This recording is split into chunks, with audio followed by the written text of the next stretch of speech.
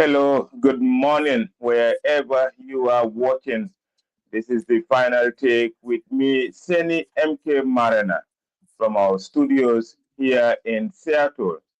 Today, my special guest is Honorable Talib Bensouda, the party leader and flag bearer of the newly registered political party, the Unite Party. Mr. Bensouda is currently in the United States, meeting party supporters ahead of the 2026 presidential election. On Friday night, the Unite Party had a very important meeting here in Seattle, a fundraising and gala dinner, an opportunity also for the party supporters to meet their party leader for the first time. Mr. Talib, welcome to the final take. We're supposed to have this interview over the weekend, but due to some technical issues, we couldn't. Welcome to the final take with me, Seni Marina. Thank you, Sani, and appreciate you for inviting me here. Okay. Mr. Bensouda, you are currently in the United States. You know, you have been here for at least 2 weeks now, meeting your political supporters, raising funds for your new political party. Can you tell us about the motive behind the U.S. Fundraising drive? Thank you, MK. Absolutely. We've been here.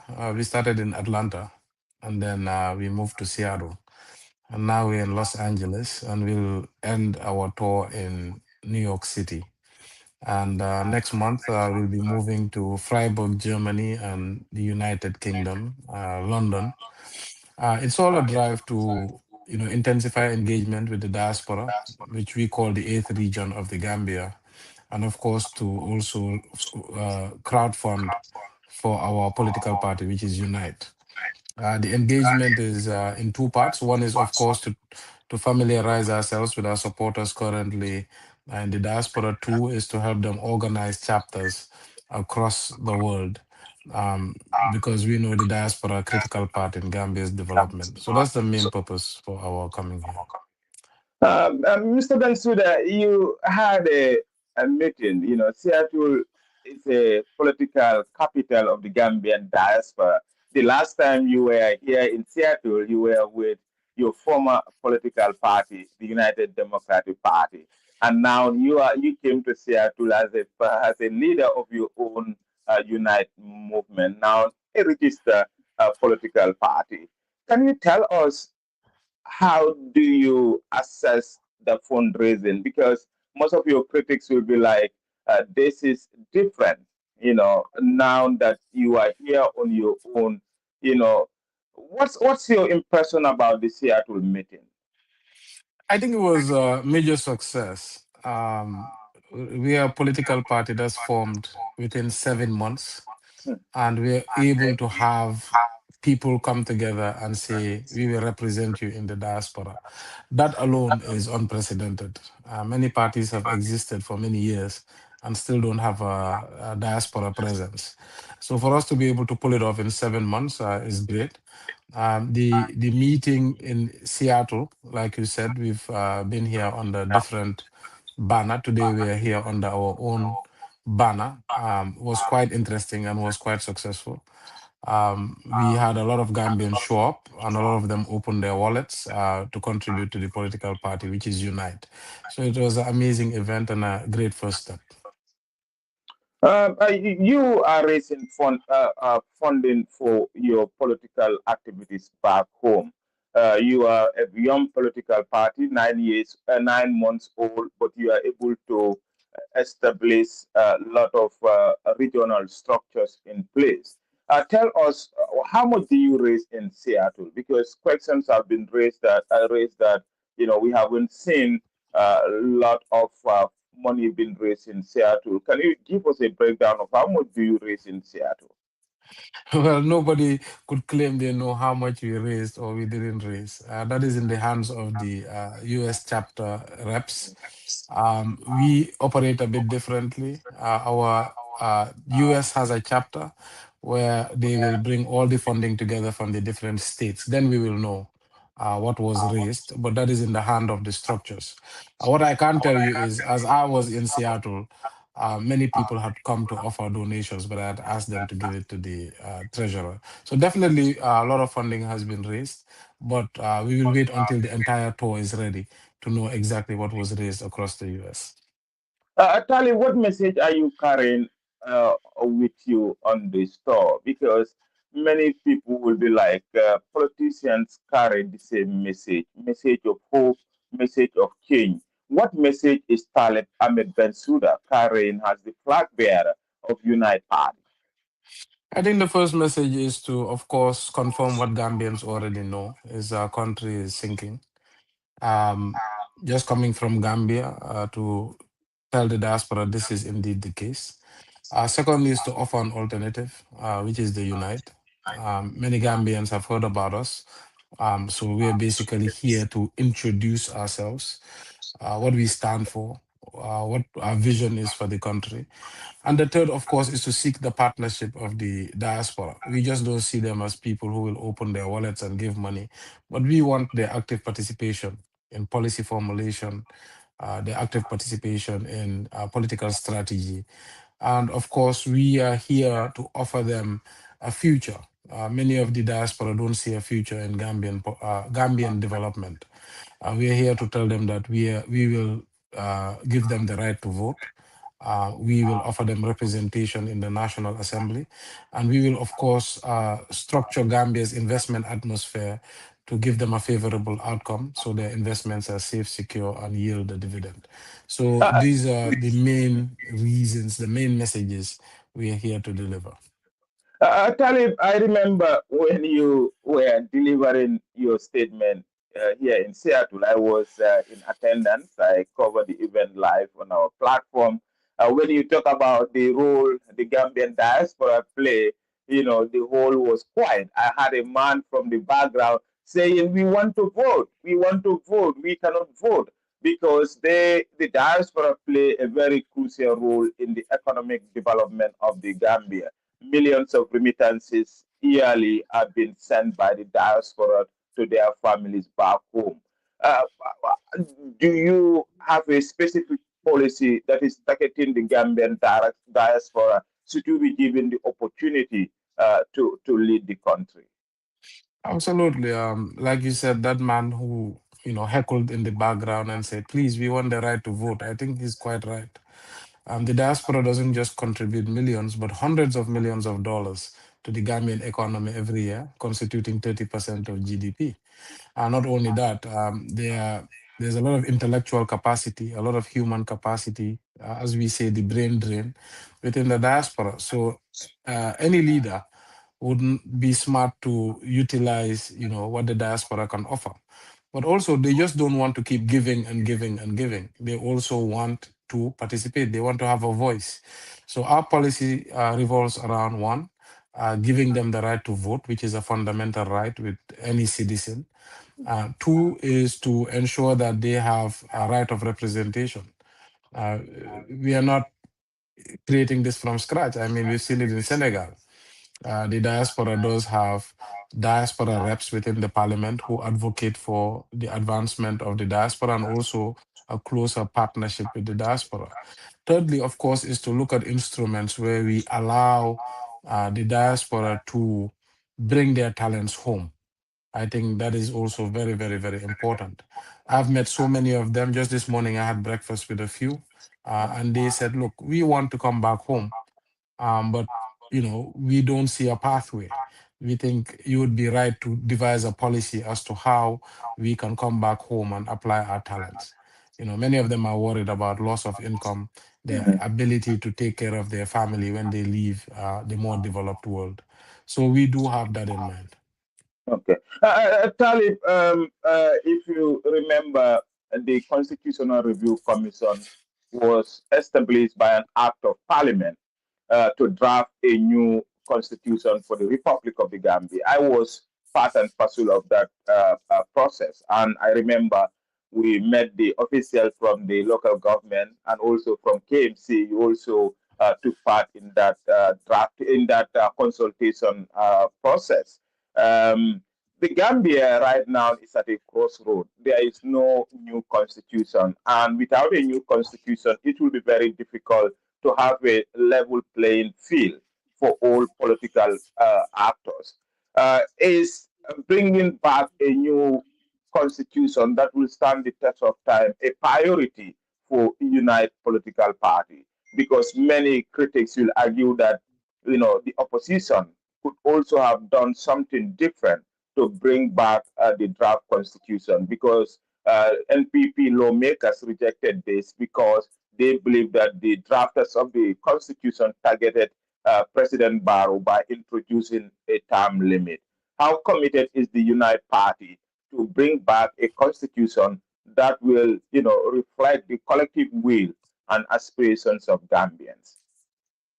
You know, um, the constitution is fundamental. It must be brought back. Two-term limit is a fundamental, law, and it should be an entrenched clause. I always say, look, the constitution, of course, requires multiple layers, including referendum, including, majority at the parliament, Mhm. and that will take time. For me, I think one of the first things a president should do is to, protect the country from his future self, I say. Because as the president sits and gets comfortable and many advisors come, they might, talk him out of certain things he wants to do. So certainly, I think a two-term limit is something that doesn't even need to wait for a new constitution. It's something that the president should initiate, should ascend to parliament, and to just bring a two-term limit as an amendment that will later be also included in a comprehensive reform bill, which is the new constitution. But I don't think we need to wait for the new constitution before you can put in certain laws. Okay, okay. So we will expect a unite political party to bring our draft constitution. For those watching, this is the final take with me, Seni Marina, with my special guest, Honorable Talib Ahmed Bensouda, the party leader of the Unite Political Party. Mr. Bensouda is currently in the United States meeting party supporters and raising funds ahead of the crucial December polls. Mr. Bensouda, you left the Gambia at a time when discussions for coalition building is intensifying. From media reports, the decision to elect a new flag bearer will come next month in August. Is Unite Party part of this coalition building process that is unfolding? If yes, and how? What is your position? Yeah, we are certainly part of not just one, but several coalition talks. We hopefully, we are hopeful that there would be a positive outcome. But for Unite, like I always say, we don't believe in a coalition of convenience. Mm, We don't believe that a coalition should be set up just to remove an incumbent. mm, We believe a coalition should be set up to usher Gambia into a new era of good governance and prosperity. mm, We certainly don't want the mistakes of 2016 to repeat, mm, where a coalition was brought about under the barrel of the gun, in terms of the country was under threat. There was autocratic governance, and we were under pressure to just usher in democracy. I think now that the atmosphere is more conducive, they should be more focused on ushering good governance, such as bringing in a new constitution, ushering the much needed reforms in the civil sector, in the security sector, etc., of which we see the impact today with the high crime rate, etc. mm, So we should not just build coalitions to win election. I think when I hear all the conversations around, citizens and, they always talk about, oh, let's just build a coalition to win, to remove Barrow, and I say to myself, but what's the point in removing Barrow if you are going to get something much worse, or if you'll have a repeat of the same, mistakes? So I think what I'm saying in short is, for Unite, we believe the next coalition it should be a coalition to govern, focusing on reforms, focusing on policy that would uplift Gambians out of poverty, and a coalition that sticks together for the duration of the presidential term limit.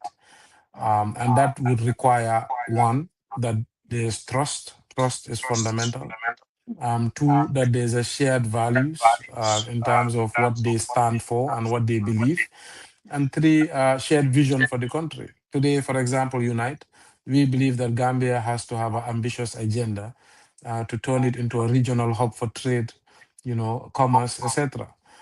If somebody else believes that no, Gambia should just incrementally develop, just improve certain aspects, but doesn't have any ambitious plan to end poverty or to be a great gateway for the sub-region, then of course we don't see eye to eye with that person, and I don't think it would be prudent to enter into a coalition with that platform. But we will give all platforms a chance, and hopefully we can have a favorable outcome. But this is our stance on coalition. Mr. Bensouda, your critics will say it will be hard for you to sit on a table right now with all the political parties, especially your former party, the United Democratic Party. Are you open to talk with them to build a coalition alliance? Well, we share the same coalition platform, but I have Okay. been categorically clear. I think it will be extremely difficult to enter into a coalition with the United Democratic Party, given how strained the relationship has Sure. become. Yeah. I think this is an open secret. We are not naive. We understand the realities on the ground.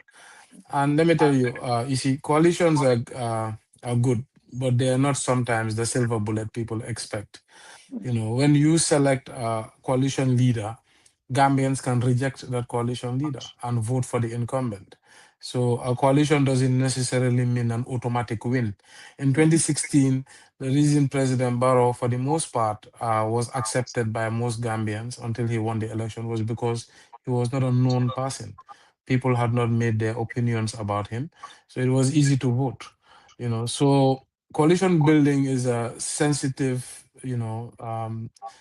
instrument that could work in the favor of the opposition or could go against it. So we are not naive about who we can partner with and who we can't partner with. But Talib, your goal here is to be the next president of the Gambia. If that is the case, will you still support a unanimous candidate from the coalition that they pick to represent the coalition as per your involvement with the coalition? If they say we choose this so person, will the Unite movement still back him because your goal is to your name to be on the ballot? And now that you get a full registration from the IEC. Well, our goal is to stand in these elections and Yeah, to represent our yes, party member in these elections. And yes. that is our primary goal. But we understand that Gambians want a coalition. We understand that partnerships are important. So we are open to giving it a chance. But I wouldn't Yeah. draw any conclusions about what will happen in the next few weeks. But Talib, do you think you can win an election in the Gambia right now, especially 2026 elections at the time when you just enter the political field, just 1 year old? Absolutely.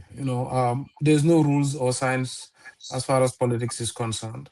Politics is about the moment, it's about the opportunity. We've seen political parties that have been around for a lot of years and can't win elections. We've seen political candidates that have been around for many years that could not win elections. And we've seen political parties and candidates who've emerged recently and won elections. And that is not just a Gambian phenomena, it's a global phenomenon. You look at President Barrow, he was chosen literally 3 months under a new banner and he won elections and he was unknown. You look at President Basir Jamai Faye, literally within 10 days, with the backing of Usman Sonko, he won. You look at what happened in Hungary, there was a movement set up in 12 months that defeated the incumbent. So politics is, people try to assess it, they try to, figure it out, but it's a people business. As much as people are complicated, politics is complicated. So meaning that we believe that we can win this election alone, but we are open to partnership. We are realist. We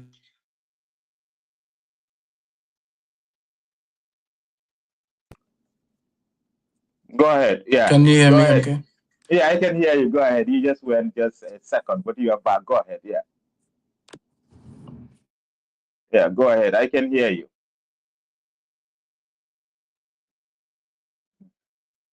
Yeah, guys, that's Honorable Talib Ahmed Bensouda, the Unite Party political leader, and also the flag bearer. I'm Yeah. speaking to him from Sorry Los about that. Angeles. Yes, We got Manglat, a I'm we here. got a missed Yeah, call. Yeah. yes. Yeah, okay. Absolutely. Yeah. Yeah. So in short, yes, we think we can win this election. We have, like you said, all the structures on the ground. We're strategizing day and night. We're working to make sure Gambians understand our message, etc. However, we are open to partnerships. Whether it be it individual parties or coalition platforms. Okay. Mr. Bensouda, your supporters call you a unifier in the sense that you are young and then you are appealing to undecided voters and young people. But at the same time, your critics argue that you guys are betrayer. You betray a political party that give you everything, brought you into power. Um, did you and your party betray the United Democratic Party to set up the Unite movement for change now, Unite Party? So first of all, your first question, yes, we are unifiers. I do view myself as a unifier. I don't have a bone of discrimination in my body. You know, Mhm. when I see individuals, I don't see their background, I don't see their religion, I don't see their creed, even their age. All I see is a human being. And I judge human beings by their actions, not by what they say.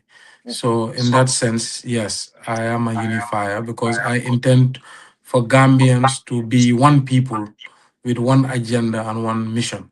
And that's the only way we can develop our country. We cannot develop a country where everybody holds on to their identity or looks at the other as the enemy or the stranger or the outsider. That's very fundamental for Gambia's future. To your second question, yes, of course, when we leave a political party, they are bitter, they are unhappy naturally, and they throw words and they throw insults, which we've become accustomed to. But we did not betray anybody.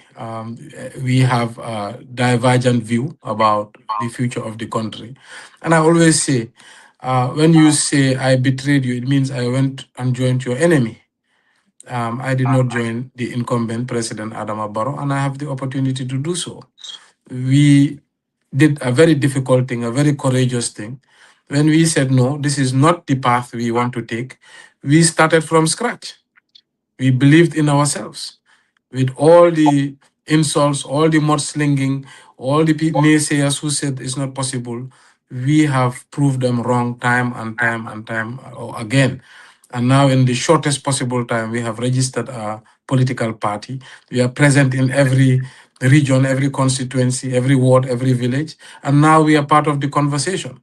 I saw a story the other day where they said, Unite has emerged as one of the three possible contestants in this coming election. That alone is affirmation that we made the right choice. So we love our country first, and without our country, they cannot be a party. So as far as people say we did not betray the Gambia, then that's fine. We will not, say that we want everybody to agree with us, which is impossible. But given our support we have now, we see there's a vast majority of Gambians who agree with the formation of the Unite Movement for Change. How diverse is Unite? Because many people said when you left the UDP, you tried to break the party by, inducing some of their members to leave. And now majority of your members are former UDP members. How true is this? Well, that's not true. I think there's a good number, yes, of our executive who are former UDP members. But if you look at our regional structures and below, it's a diverse bunch. I did not set out to break UDP. I have no intention to do that. I did not go to anybody and say, leave your party, join me. I just said, I have a new agenda, and those who want to join, join. We don't pay anybody. Politics is a sport of volunteerism. So everybody who joined us on their own free will.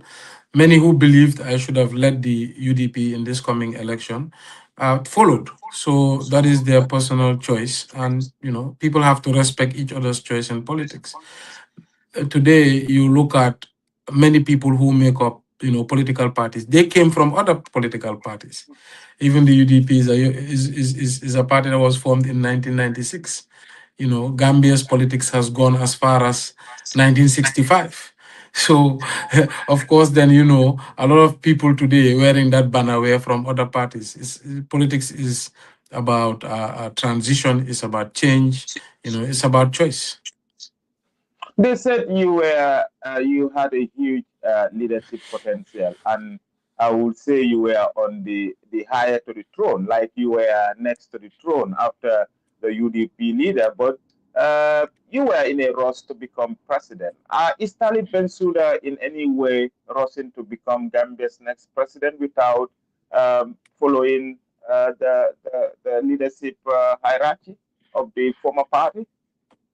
Absolutely not. With the UDP, we avoid discussing too much about it. We look at it as the past. We are looking to the future. There's many things that has happened inside which we don't think is prudent to talk about because it's a distraction. Yeah. What we have now is a message for Gambians that we have a new political platform determined to usher in new change, and what we stand for is to end poverty and bring about vast development and ethical development and development with equity and equality, so every Gambia can see themselves in a prosperous country. This is what we want to focus on, but we don't want to talk about petty party politics or what happened or who did what to us. We think Gambians are not interested, and that is not why we're in politics. Okay. Talib, you are yet to launch your manifesto. What are some of the key priorities on your list? Should you be given opportunity to be the next president of the Gambia? What are your main top priorities?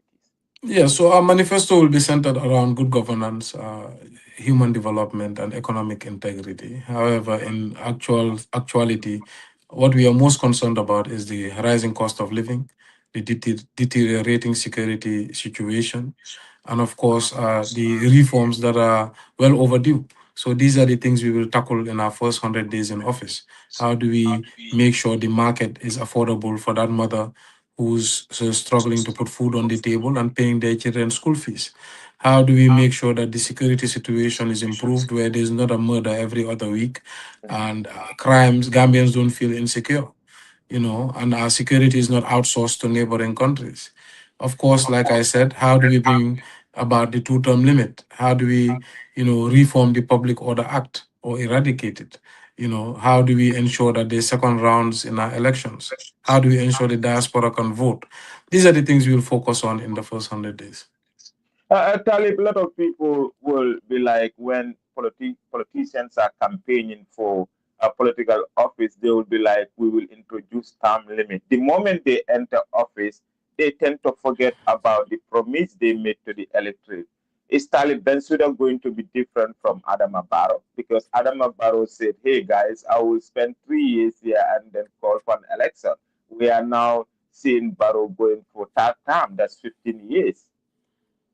Yeah, of course. I think somebody asked me this question yesterday in LA, Oh, and I said, look, when politicians promise and fail, yeah. it's not that politicians are bad. Generally, it's a human nature. Even your employees in your workplace, they can Mm. promise to do something and they don't do it if you don't monitor them. So it's not about the politician. It's about the individual. This is a test of character. It's not about a classified group of people. And for me, I think I've already proven my case. When I went for my election in 2023, this was for my second term, I made a public declaration that if I win, this would be my last term as a mayor. Although I do have the opportunity to do more terms, but some would say, what? Do you still hold on to Of that course, statement? absolutely, absolutely. This is my last term, regardless of what happens next election. So most politicians, what they would do is to not make any public declaration, to see how the presidential election goes. If it doesn't go in their favor, then they'll come back to the mayoral position so that they can maintain their relevance. But that's not what I did. I said, no, regardless of what happens, I believe in two terms, and I think it's time for somebody else to come and lead the KMC in 2027. And I stick by it. And, time shall prove us. But what is important, like I said, is to bring about laws that guarantee those promises. Gambia should really go past the stage where we have to rely on politicians' integrity. We have to bring about the system that says two-term limit, so there's not a choice attached to it. Do you think that the term limits should be only applicable to government in government, like those ruling, or it should be applicable across all the board within the opposition political parties too? I think it should be applicable to all electoral office. If you say a president should not go over two terms, then a parliamentarian should not, and then a councillor should not, a mayor should not. It allows for revival. It allows for revival of the democratic structures of a country and the governance of a country. The longer people stay in power, the longer the country is stagnant and ideas are stale, and the country has an inability to remake itself. And global development is about revival, it's about innovation, it's about change. It's about progress, and that requires new leadership every once in a while. Talib, you have served two terms at Kanifing as the mayor, almost 10 years now. What is one of your biggest achievement as a mayor?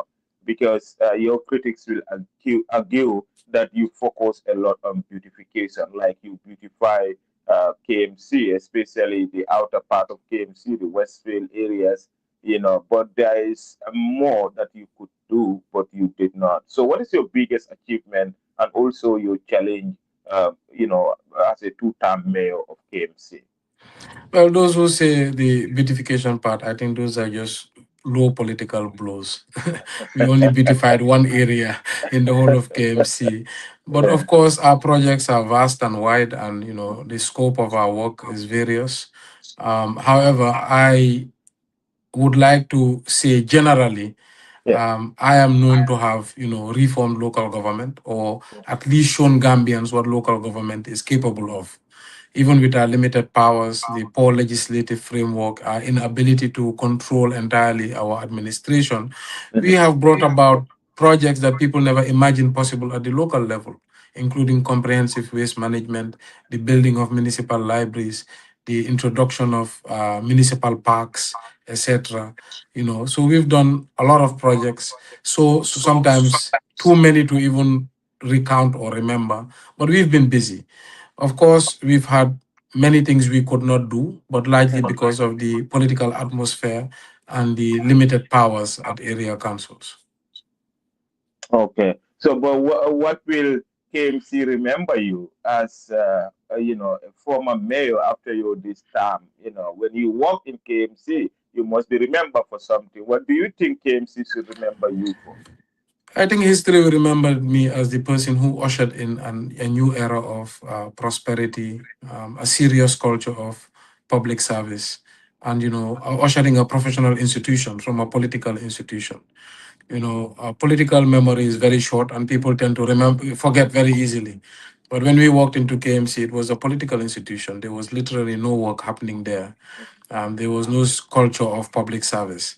We basically revived KMC, or we basically changed it. We also showed all other area councils how local governance at least should conduct itself at the minimum. You heard when at the Commission of Inquiry, the entrepreneur Mohamed Jah came on the platform and said, look, today, four area councils, including Kerawan Area Council, Birkama Area Councils, and Banjul Area Council, are utilizing the Mbalit model, which was pioneered by KMC under the leadership of Talib Bensouda. That alone is a validation of what I've been saying all along. We are the council that has changed how Gambians view local governance. Uh, and that's something that people in KMC should remember Talib Bensouda. Mr. Bensouda, it comes to my next question. Your supporters believe that you become a target of Adama Barrow's administration because you have the potential to become the next president of the Gambia. We have seen that a commission was set up where you testify, for many days, and then the commission finished their work. The report has been submitted to the president. And then we have also seen leaked media reports from the commission that your council is, is implicated in some financial irregularities. Do you think that the commission was set up to target you because you were a threat to President Barrow? And what's your take on the commission's final report? Or did you see the report in whole or part? Yep. So, I think it's public knowledge. The commission was set up primarily for me, primarily for two reasons. One, I was with the opposition, the major opposition, the UDP.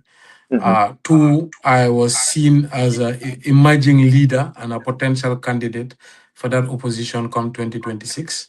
And President Barrow, in fear of what he knows I am capable of, and the abilities we have to win an election, he was advising to setting up this commission, thinking that I would be personally implicated and that would, disqualify me from partaking in those elections. Unfortunately for them, I think their plan has fallen apart. I have seen the full report of the commission. I have no personal liability against me or misconduct.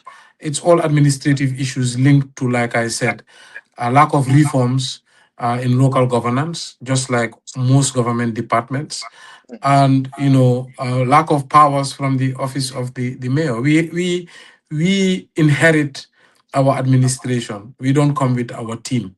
We inherit a system, and as much as we try to change it, we have very limited powers. So it's a verdict on local governance, because what you see in the commission of inquiry is this is across the board. There's no area council that was unscathed. But let me tell you, MK, this is true for all of Gambia government. Why target just local governance? We've seen audit reports from OP. We've seen audit reports from Yeah. government departments, billions and billions of dollars in misappropriated funds, allegations of corruption, misuse and abuse. But one thing I can tell you, local governance under my era is 10 times better than what was happening in the era before that, under the previous era. But Talib, you But were not the but only mayor who was called to this commission. It was across the board, like your other colleagues in Janjambure, in Mansakonko, in Brikama Area Council, all were called to come and testify and then give yeah. evidence at the commission, right? Well, it's political strategy. If they sent a sniper to war and he shot only me, they'll know that, oh, this is their target. So this is what I say, strategy of carpet bombing. They just bomb the entire place like World War II and kill their target in the chaos.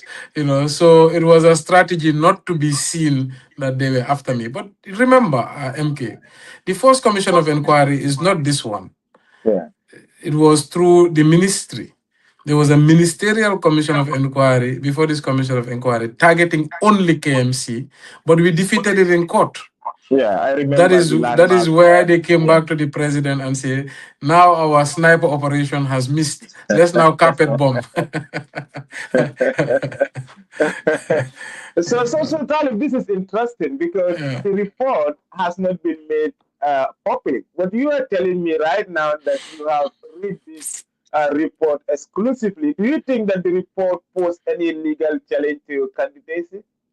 No, it does not. And it's unfortunate. The report was being read on the newspapers. Newspapers were Yeah, some openly, newspapers got a and leak, there's laws against that. There's laws against, commission of inquiry reports being been leaked released out. Yes. before the government white paper. So, what that tells us is government itself leaked that report, or members of the ruling party, because they are the only ones with access to it. But anyway, I've seen what they have leaked, and there's no personal, liabilities against me, and I have received my letter, because the Commission of Inquiry law says every person who has an adverse finding will be served Okay, with a their letter. personal adverse findings.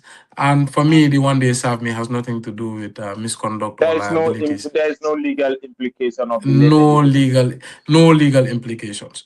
It's just one thing I don't like is just the wording used in my letter, which I don't like, because I would always fight for my credibility and to clarify my position. However, there's no legal aspect of that letter. Yeah.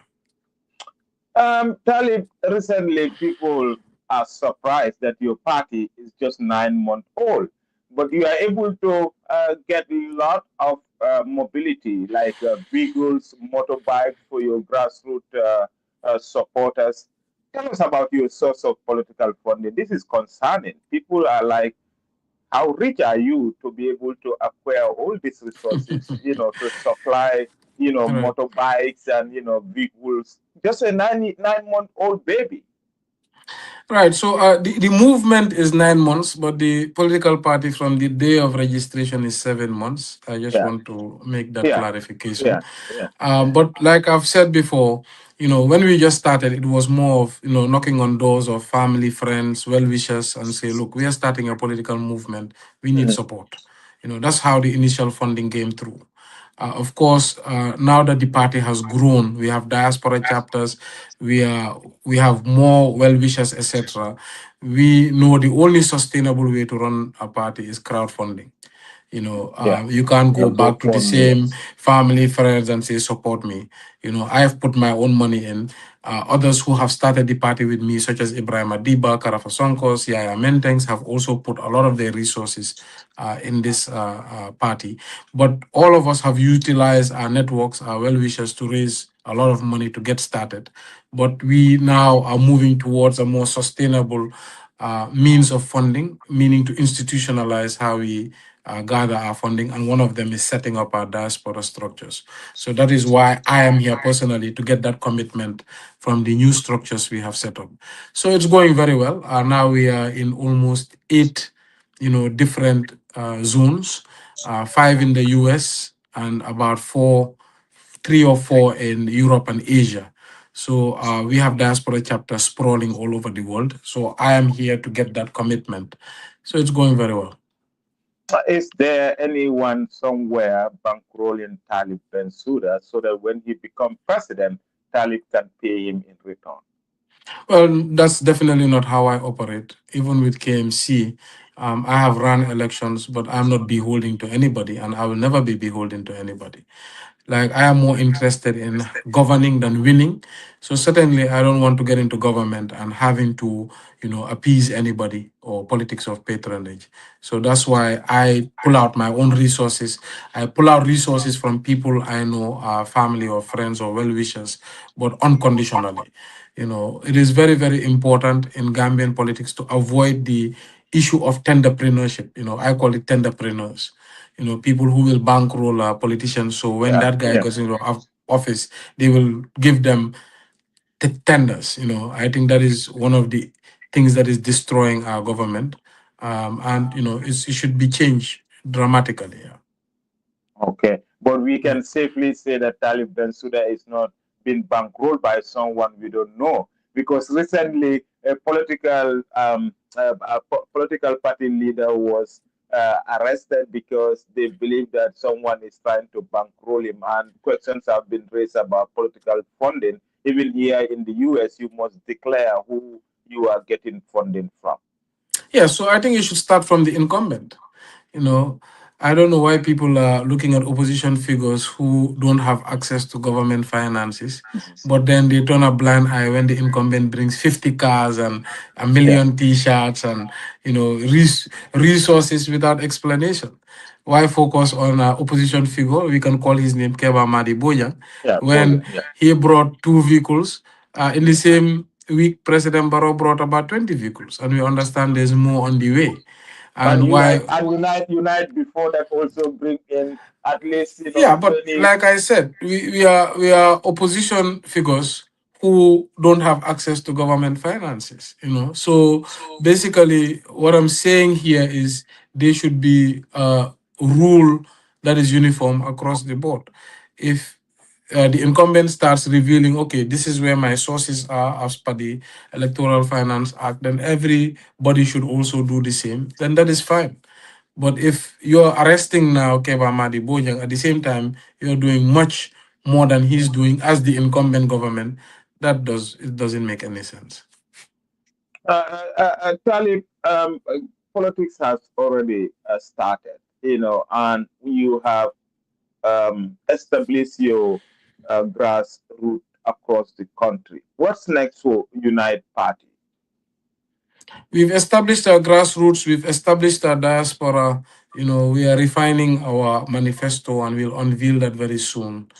What is left is grassroots engagement, partnerships, etc. You know, it's just about taking the message now to the people. We have, I don't want to reveal all our plans, of course, but we are very ready. I think many people will be surprised what we have in store, inshallah, when the results are read. Politics, as much as is about messaging and ideas, is about groundwork, and we are doing very big groundwork across the length and breadth of the country. Are you truly ready to pick on Adama Barrow with all the resources at his disposal, the incumbency advantage? How ready is Tali? Because some will question that you are not yet ready. Maybe you should be ready in 2031, not now. I mean, people always think they can predict the future, but nobody can. All my political career, people will be like, "Oh, we are surprised he won. We are surprised he won." The primary election that I started on the UDP, many people never guessed as the youngest candidate who could not speak a word of Mandinka at the time, and what people said was going to be very important to win the ticket. I won again with the first mayoral election against some very formidable candidates. I won again. The second mayoral elections, where people said there was no chance because Adam Barrow was determined that I lose. He even got his state minister to leave his post and campaign to become mayor. I won again with the odds against us, with the same resources, with the president going house to house. So people talk about politics like they can see the future, but nobody can see the future. One thing that I believe in is surveys and polling, and I think that's a guide to show where trends are going and where voters are likely to vote, and we respect those pollings. So for us, that is more of an indication that just political opinions. Some will say you are a very privileged man, meaning you come from a very rich family, so you might not feel the suffering of ordinary Gambian kids working in Kudang. I will say where I am from in Kudang. Is Talib that privilege or an ordinary kid that any other Gambian kids walking in the streets in Kauru, Georgetown? I think these are all political narratives. They tried many things and it didn't work. Now this is the latest. I often say, number one, if I was out of touch, I don't think I would have been mayor of KMC. There's way more poor people in KMC than people who are well off. There's something called the urban poor. And if you cannot relate to somebody in Talinding or Fajikunda, you certainly won't be able to relate with somebody in Kaur, etc. Secondly, when they say, oh, he comes from a rich family, it's only now that is convenient. But because they didn't know me before I became mayor. I always say in Gambia, independence was 1965. All money is new money. There's no old wealth because we just got independence from the British in 1965. My parents were civil servants. They were not business people. Both my parents were civil servants. In 1994, my father was retired. Then my mother started her law firm and she worked very hard to build it from ground up, and then that was what gave us an opportunity to go get external education. So all of this was a journey. So I had to work a lot for what I have today personally. I started, hustling in Canada. I did painting jobs, etc. And then when I came back, I started my own business from scratch. That I would not be able to build it to this level without understanding the Gambia and Gambians and the terrain. And I am somebody who says, okay, if people say I have money, I want to own it. I want to own that, because at the end of the day, MK, I don't think Gambia should be about, how do we ensure that poor people's lives are just a little bit better. I think Gambia's end goal should be how to end poverty totally. We should not glorify or even celebrate poverty. We should ensure that every child that is born in that country, in our country, is not born in poverty. That is not a normal human condition. Even if you break down the word poverty, it's about scarcity. Scarcity of health, scarcity of education, scarcity of the basic materials you need for survival. We should go beyond that. That's why our ambitious agenda now is to ensure that, even politicians in the future are people from well-off backgrounds, that they should no more be poor Gambian households. That is our goal. Okay. Yeah. Talib, I will bring you back to a little bit about coalition because that's the hot topic right now. Coalition building processes from 2016. History has taught us that coalition governments never last. We have seen it in Senegal, we have seen it in Gambia, and now you guys are coming together to form another coalition uh, uh, agreement, kind of. What's your relationship with other political parties? Because in coalition building, trust and your relationship matters a lot. What's your relationship with other political leaders, including your former party leader, lawyer Hussein Dabo? Political, relationship with all parties is great. Of course, with the exception of the UDP.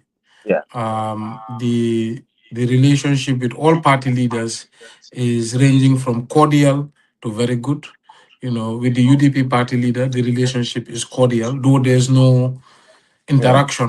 yeah. No formal However, communication. Yeah, there's mutual respect. I never say anything negative about yeah. Usain Dabo. But of course, with the party itself, there's friction and a tension. So that goes without saying. That's public information. I would not sit here and pretend otherwise.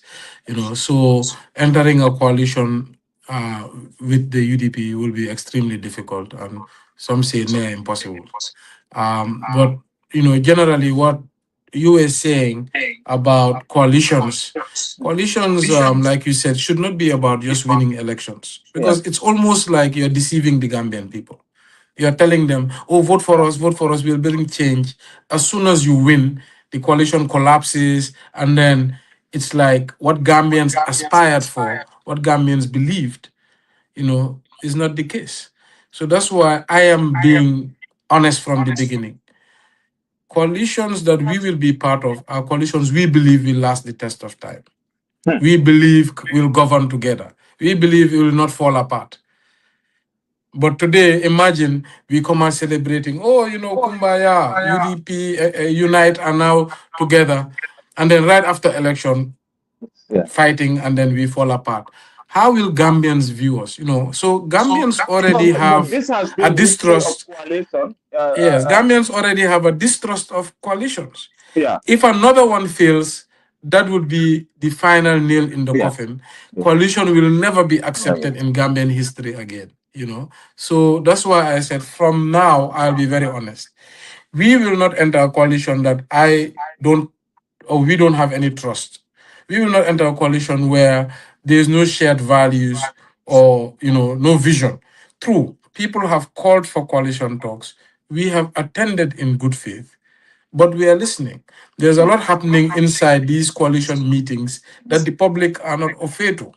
But when I go back, is one of the things that I will, be more open about, because I will get the facts on the ground about how talks have been going. But but, But but then but but saying it, then uh, but yeah. then So Talib, so Go So ahead. I Go ahead. think I think right now we are engaged in about three different Coalition. coalition platforms. Okay.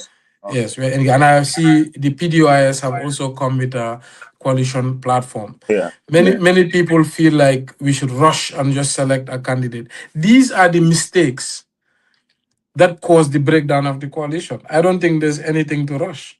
I think it's very important for one to take their time. True, there's no time before elections, but there's time. I don't think we should just be set up to try to win an election. That would be dishonest to the Gambian people. I think we should set up to try to bring the change people want. Now imagine saying me, there's a coalition that wins the next election, Adama Barrow is gone, and then we are back to the same insecurity, the same political differences, the same lack of electricity. How painful would that be?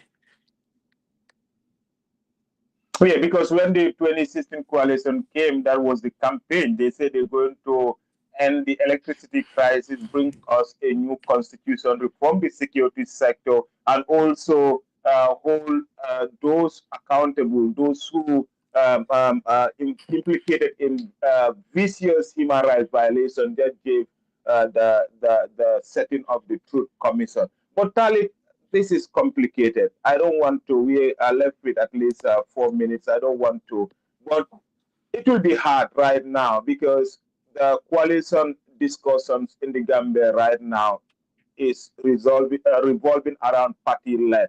And the biggest political party claim that in any coalition dealing, they will have to lead that coalition to victory or so, whatever you might call it. And here you are, Unite Party will find it hard to sit with their former political party in a coalition dialogue. Meaning Talib might not even be part of this coalition. This is my thinking. So the coalitions we are part of have all voted for candidate-led model. Yeah. Not Yes, not party led. not party-led. Okay, that need to be clear. All the coalitions we are part of, where our name is featured, have already voted for a candidate-led model, which is all parties have to drop their colors. We have to create a uniform platform, and then we will ascend a candidate.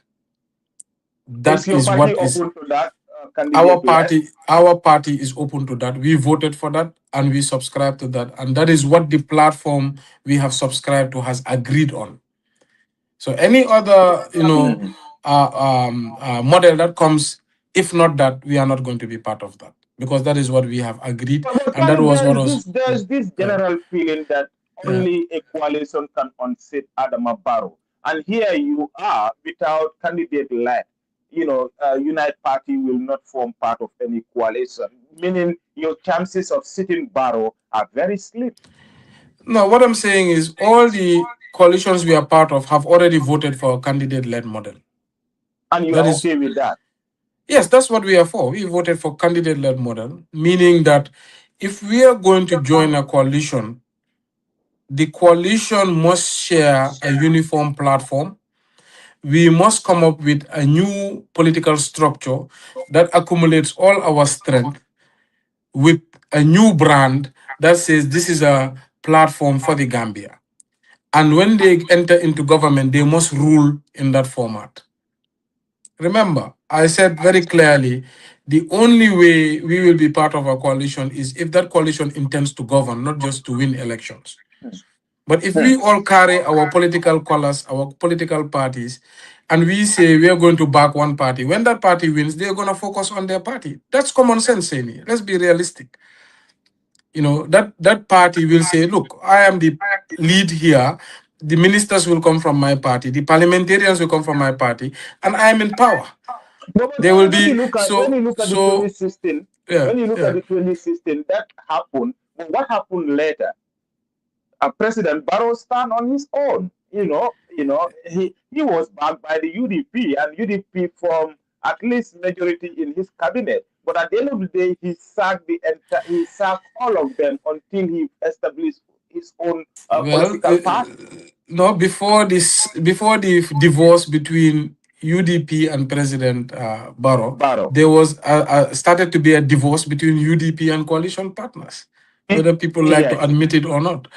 So basically, even with that model, you had the struggle of political Yeah. parties refusing to work together.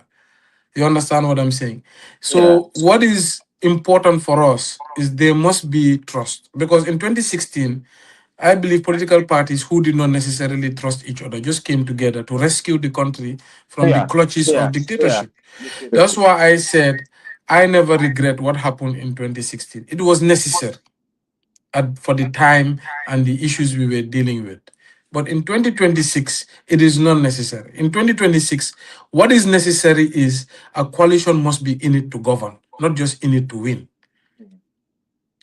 because And Gambia cannot afford another 10 years yeah. of Yeah. decadence. It cannot afford another 10 years of Back and backwardness. forth. Yeah. And ultimately, what will happen if another coalition won and then it fell apart or it disappointed Gambians? Gambians will lose faith in Gambia's political system to fix Gambia's problems. And that also is very dangerous. So we want to be responsible players at this moment, looking at the future and working backwards. Okay, so that's Have why you I have you have said, you have, yeah, have you reached out to other political parties we to have come and reached share? out to every political party across the length and breadth of this country, even just to pay a courtesy call or to start seeing areas of alignment, etc. Because we want to start to align as far as vision is concerned for the country, purpose is concerned for the country, and that would make it easier to have trust. Today, Have you me and reached you, to your Saini, grandpa's party, the PPP? Because I had some rumors that you tried to meet the PPP leadership for a coalition talk. No. no, we have met every, like I said, political platform. I always Okay. say, with the exception of the UDP and NPP, Yeah. we have met every political platform in this country. So people have the right to affiliate and associate. We respect everybody to make their partnerships. One thing I would advise against is making coalitions within coalitions, because that would break down talks. But generally, we engage with everybody.